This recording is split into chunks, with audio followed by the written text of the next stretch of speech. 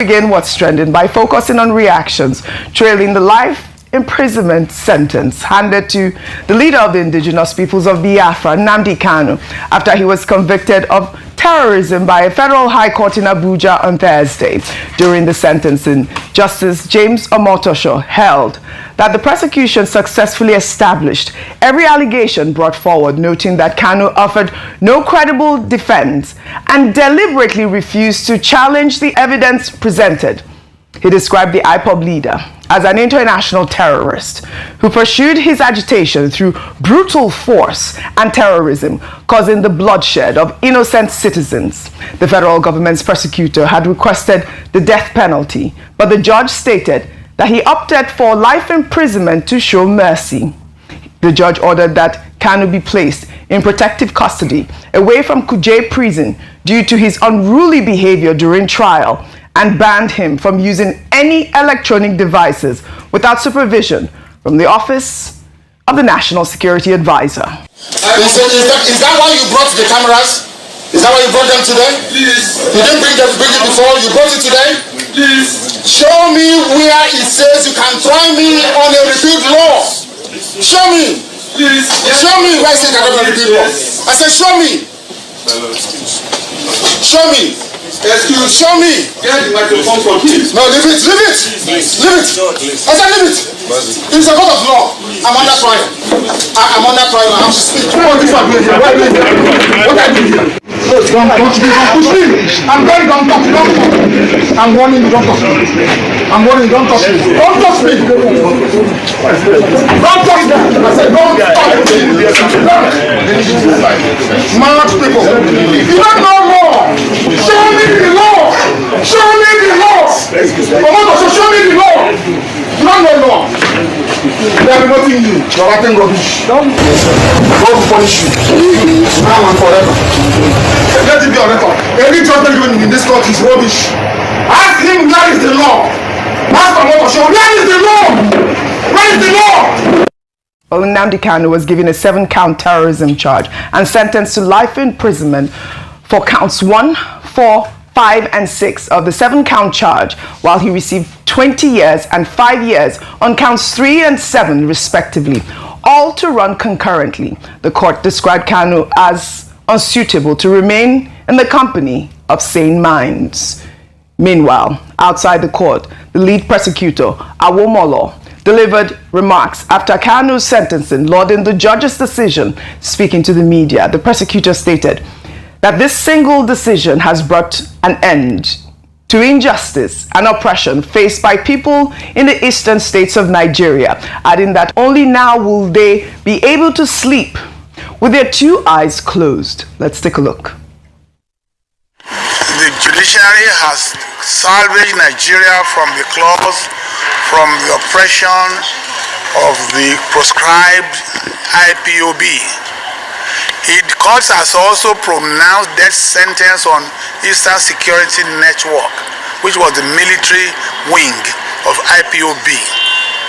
Today, God has brought an end to injustice, oppression, suffered by our brothers and sisters of the eastern states of Nigeria. They will not be able to sleep with their 2 eyes closed. Well, Aloy Ejimako, the legal counsel to Nnamdi Kanu, has vowed to challenge the life sentence handed down to Kanu. The lawyer, in a strongly worded statement outside the court, declared that the verdict and sentence will not stand, insisting that Nnamdi Kanu is not a terrorist. It will not stand. Nobody is going to trample on me. Nobody is going to trample on Nnamdi Kanu. Nnamdi Kanu is not a terrorist. He's a man that was pursuing change. To pursue a separate nation of yours is not a crime. So in Nigeria today, if somebody says, don't be silly, you get convicted. Nnamdi Kanu may broadcast, and so what? And you convict him for terrorism, for mere words in the Federal Republic of Nigeria. What kind of precedent is being laid? So from here, we are heading to the Court of Appeal. The Court of Appeal is the only court in this country, or the next court in this country, that sits as a jury. All right, Dr. Abati, reactions have trailed this ruling. I'd love your thoughts before I take the reactions. Okay, we started with this subject this morning. We also had a session with Maxwell Okpara, one of Nnamdi Kanu's lawyers. The first thing is one, there's a lot of emotions involved in this. All kinds of street commentators, getting very emotional. There's a lot of melodrama involved in the matter. But the reality is what the court has done. Yeah. The judgment is about 144 pages. Whoever is contesting that, the place to go is the Court of Appeal. The matter is not yet over. Okay. So Nnamdi Kanu, no matter what has happened so far, can go to Court of Appeal.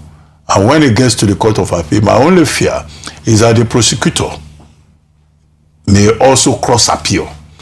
Because even with the judgment given by Justice James Omotosho, Chief Awomolo SCA was still insisting that the punishment for death penalty, for the punishment for terrorism, treason, and all of that, within the purview of the terrorism law of 2013, as amended, is death sentence.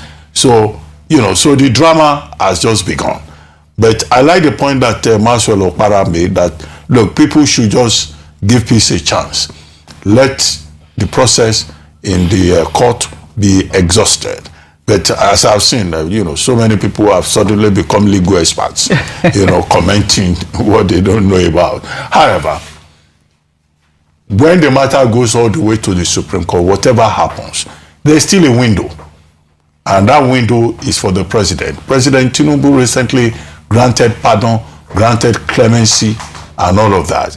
I think whatever happens at the end of the day, that window is still open to the president of Nigeria in the national interest and for peace. To then say, okay, this is the outcome, but the Nigerian government would grant this pardon. The pardon can now be commutal of sentence, it can be whatever, as the Committee on the Prerogative of Mercy will decide. Right. So that's what I would recommend. I'm not saying that's what will happen, but let us just allow the process to play out. I've also heard and people should not inflame passions. This is it. A lot of people say, it will not stand, we will fight. Yeah. No, Maxwell Okpara made the point that, look, whether you are from the east or from wherever, just allow peace to reign. This is the main point. And your point about, probably the president might find a way to, maybe commute his sentence. You're not the only one that has held this view. I have, heard a bunch of legal experts that have, also expressed that view. I'll take some reactions, Ayo, before I come to you. This person wrote on X characteristics. The recent judgment against Nnamdi Kanu has once again reopened a long-standing debate in Nigeria. Why does the Nigerian state seem to treat terrorism, armed agitation, and violent extremism differently, depending on the region from which they emerge? Terrorism should never be celebrated or defended in any form, and anyone who has participated in violent acts against the Nigerian state or its citizens must face the law. However, the unevenness in the application of justice is becoming too glaring to ignore. Over the years, Nigeria has witnessed situations where the government, according to numerous public reports, entered negotiations with armed groups and even reintegrated some individuals back into society, particularly in the northern region. It is disheartening to observe what appears to many Nigerians as sectional approaches to justice. The common saying, what is good for the goose is good for the gander, does not always seem to play out evenly. We may now be witnessing what can be best described as regional and sectarian justice and injustice. Meanwhile, one of the leaders of the Islamic State West Africa province, Hussaini Ismaila, has been convicted of terrorism offenses and sentenced to 20 years imprisonment by a federal high court in Abuja. Justice Emeka Nwite pronounced the sentence on Tuesday after Ismaila, also known as Mai Tangaran, pleaded guilty to a 4-count terrorism charge brought by the Department of State Services. The prosecution said Ismaila coordinated the 2012 attacks on multiple police facilities in Kanu State, in which many were injured following his arrest. In August 2017, the trial suffered delays before the DSS called 5 witnesses. Ismaila changed his plea to guilty after the 5th witness testified. Well, you see this? His 20-year sentence will run concurrently from his 2017 arrest date. The judge also ordered Ismaila must undergo rehabilitation and de-radicalization before being reintegrated into the society. And you see why I was able to juxtapose that tweet with this actual story, because this is the agitation from a lot of people, especially also in the Southeast, and many people who rightly feel like this was injustice meted on Nnamdi Kanu. Absolutely, and all Nigerians, despite irrespective of region, have to have a voice, and all voices must be listened to, must be heard. I say this because earlier on I'd said that that what a number of people have said in some quarters, including the former minority leader of the Senate, Senator Einaya Abaribe, is that it seems as if it was like predetermined. It was an action against the region of the Southeast, that it was selective justice in some quarters. And when you hear cases like this terrorist who was convicted, masterminding acts of terrorism, who was given 20 years, you can then understand why people are saying that. I had to call Mr. Okpara to order earlier on during the interview, because I also don't feel that the ethnic narrative is good for national unity, and to not further incite violence or aggression in certain parts. What we're trying to push is the spirit of national unity. But in doing so, part of that is to ensure that there's fairness and justice indeed across all levels, across boards, and there mustn't be a perception that people are treated differently based on which region they belong to. Now, names like the situation that happened with Sunday Igboho is coming up again. People are talking about terrorists from the north who are given 5-year sentences, and people who actually perpetrated large-scale acts of terrorism, giving kids gloves. In some parts, we even saw them being, given amnesty. We talk about rehabilitation, de-radicalization, and you ask, why is the same treatment or suggestion or solution not given to what is happening to Nnamdi Kanu and the Southeast? And so these are the questions. I don't agree with giving amnesty and asking terrorists. I believe that terrorists should face the full wrath of the law across board. That's what I believe, and a number of people have called for that. You don't, and we've seen that it doesn't work in the northeast. And so I believe that this is a very delicate matter. It has a political slant to it. It is very sensitive, and that's why even when we speak on this table, we're careful, because we have to ensure that above all the, yes, there's the legal perspective, there's the